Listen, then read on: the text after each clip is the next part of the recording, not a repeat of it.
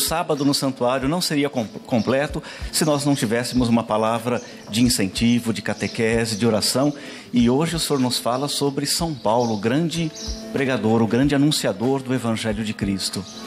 Então, minha saudação a todos vocês, queridos irmãos e irmãs, a saudação à família do irmão Alain, certamente estão nos vendo, não é?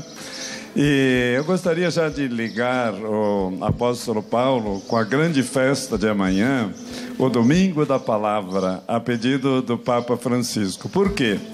Paulo, apóstolo, quando caiu do cavalo, ele teve a visão, aquela luz, mas logo a palavra, uma voz, ouviu uma voz.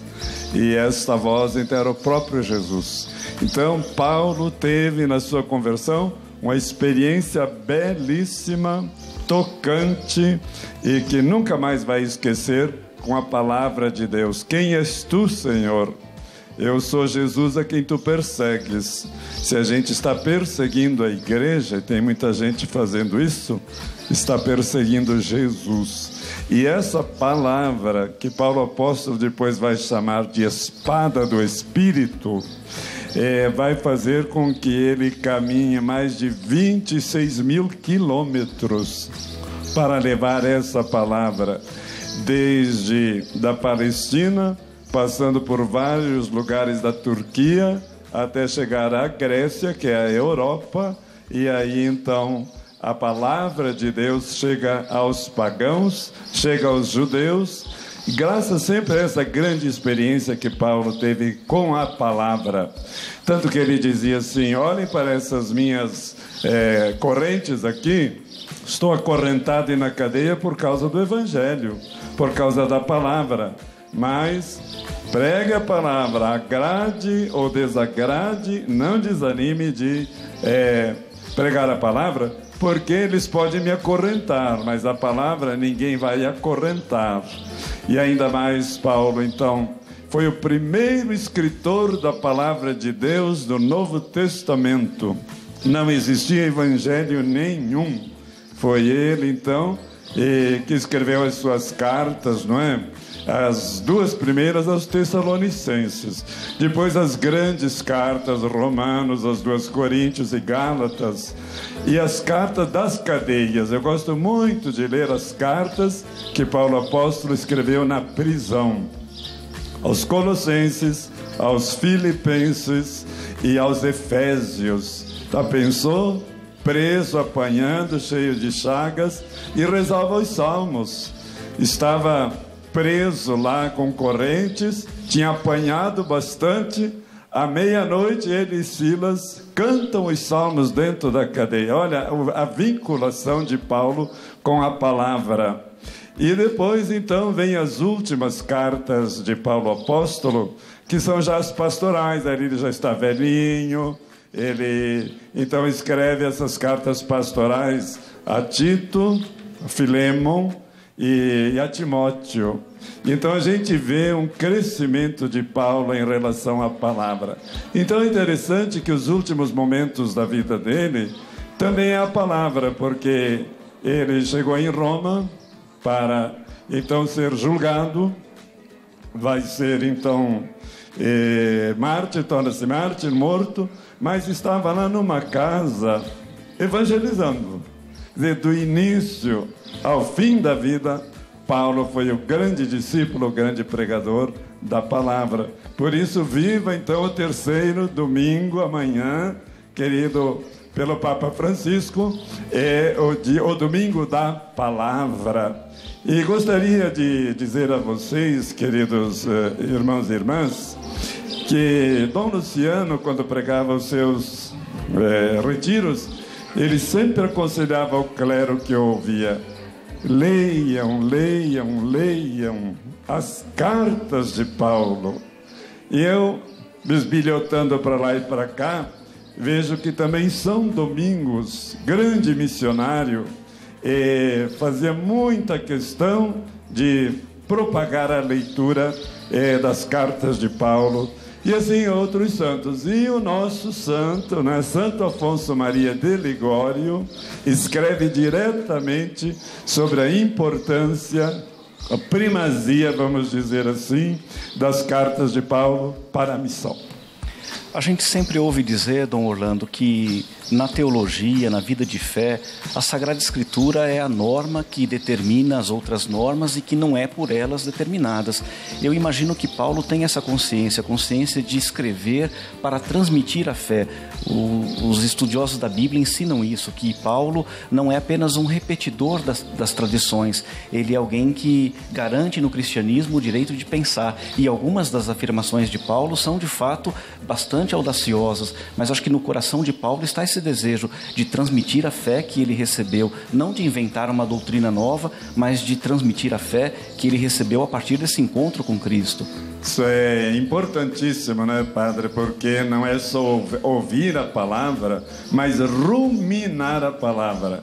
Os monges usam muito esse verbo, ruminar. Que a gente tem que silenciar, tem que parar para ruminar a palavra, e então sim, a palavra vem ruminada do coração e, claro, ela se torna a espada do Espírito. É a expressão de Paulo, né? A palavra é como uma espada que vai transpassando nossos corações, não é? E então, é tão bonita essa trajetória de Paulo com a palavra, que nós vemos assim, Paulo uma grande personalidade, nasceu na cidade de Tarso, estudou ali, que era uma cidade de 300 mil habitantes e um centro cultural grego. Portanto, Paulo conheceu o mundo grego, o mundo judeu e o mundo cristão na sua conversão. Então, tudo isso vai dando a ele muita ciência e colocar em primeiro lugar, em primazia, a palavra de Deus. Além disso, ele sabia as 3 grandes línguas do momento, porque para a gente ser um bom biblista, temos que saber um pouquinho as línguas, não é? As quais a palavra foi escrita. Grego, aramaico e hebraico. Dizem que também estudou um pouco de latim. E esse é o mundo, então, de Paulo, que é um cidadão, vamos dizer assim, urbano, e sempre evangelizou, levou a palavra nos cantos mais difíceis, que são as cidades urbanas, o mundo urbano, não é? Por exemplo, chegando lá em Corinto, uma cidade de 650 mil habitantes, maior do que Londrina. E então, falo de Londrina porque morei lá, e ali começa a pregar a palavra um grupinho de pessoas que estavam lá no rio, lavando roupas, com as pequenas comunidades. Por isso hoje nós falamos em grupos bíblicos de reflexão.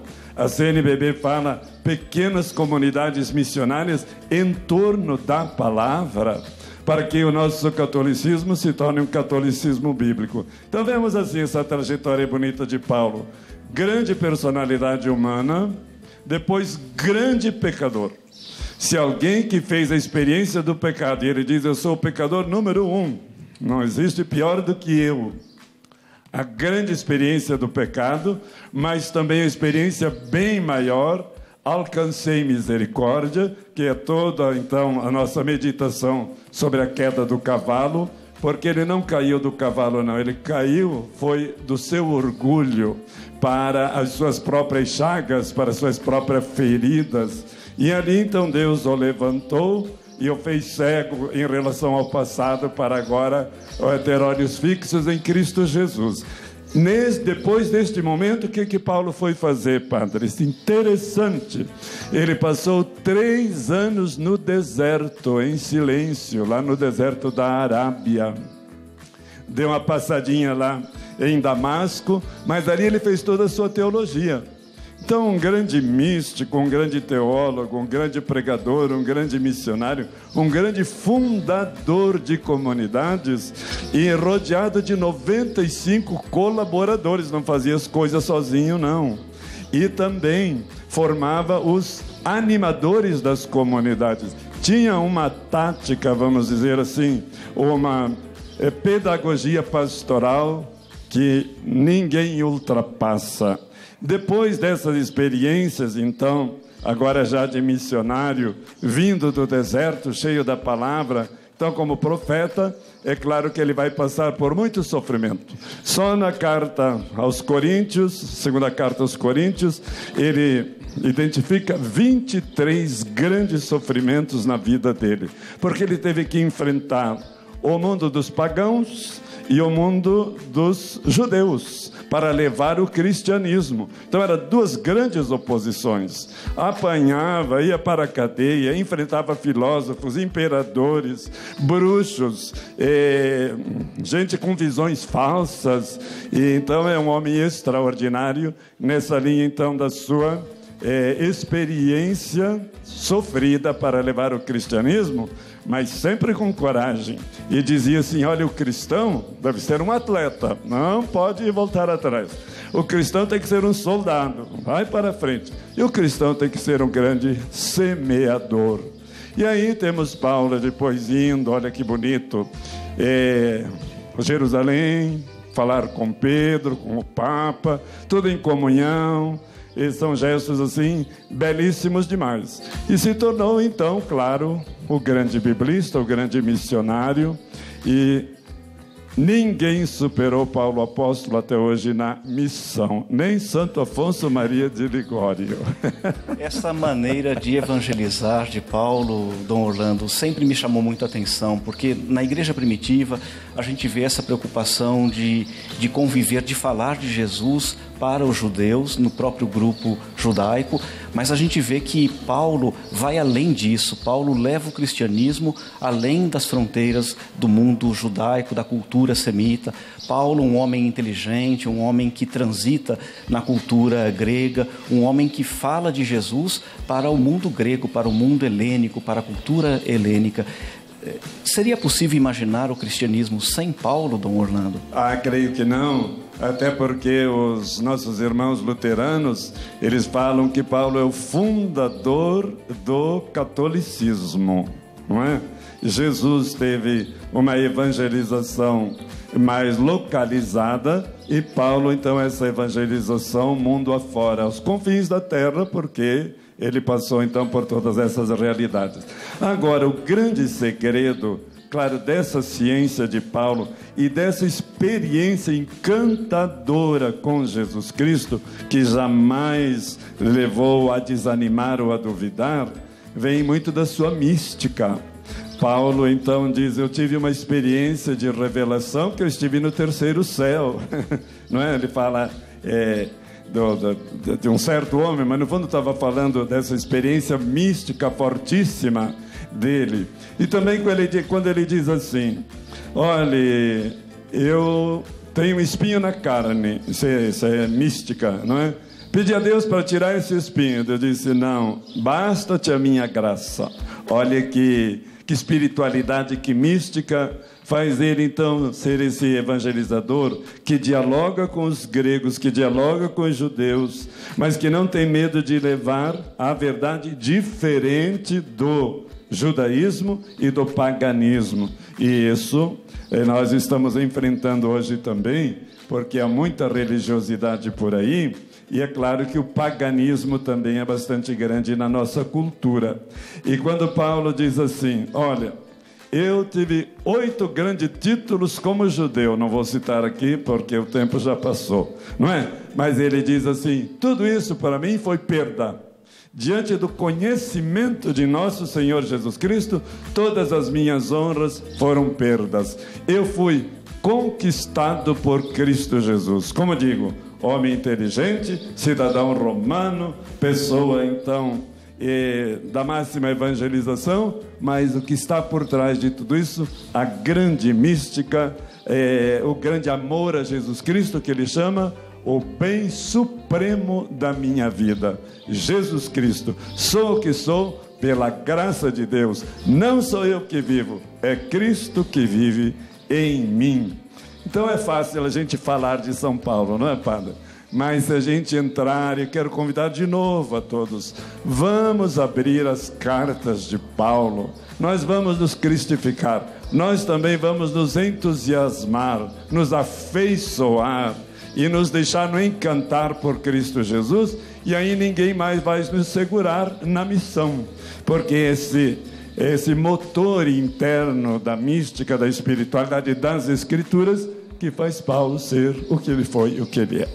As suas palavras, Dom Orlando, me fazem pensar que a teologia de Paulo tem muitas características e uma delas é, de fato, anunciar o Cristo crucificado. Paulo não tem medo, não tem vergonha de anunciar que na cruz de Cristo está a ressurreição, a vida nova, a alegria, e é esse o nosso desejo. Todos nós que vivemos aqui no Santuário de Aparecida, que trabalhamos, vivemos a esperança de pertencer a Deus e de pertencer a essa fé.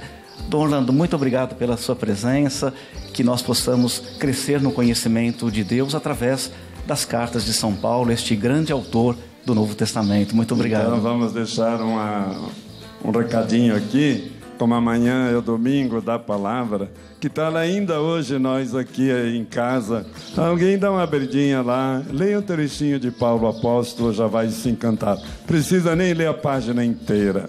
Qualquer texto paulino é aquela espada que transpassa o nosso coração. Feliz domingo da palavra. Tchau e muito obrigado.